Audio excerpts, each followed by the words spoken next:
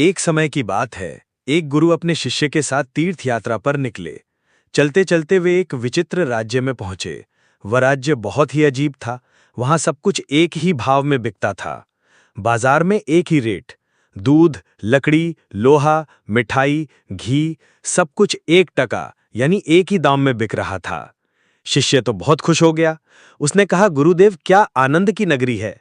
सस्ती चीजें और भरपूर सुख सुविधा। हमें यहीं बस जाना चाहिए। गुरु ने चेताया, नहीं बेटे, ये नगरी ठीक नहीं लग रही। यहां व्यवस्था उल्टी पुल्टी है। जहां न्याय नहीं, वहां रहना ठीक नहीं। लेकिन शिष्य नहीं माना और वहीं रुक गया। गुरु अकेले आगे बढ़ गए। चौपट राजा का न्याय। एक दिन उस राज्य में एक दीवार गिर गई और एक आदमी मर गया। राजा ने न्याय की घोषणा की।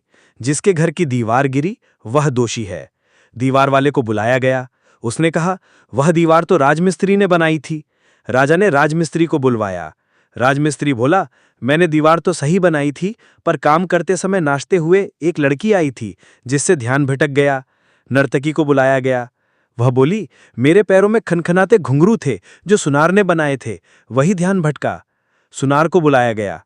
अब राजा ने आदेश दिया, इस सुनार को फांसी दी जाए। लेकिन जब फांसी लगाने का समय आया तो फांसी का फंदा बड़ा था और सुनार छोटा।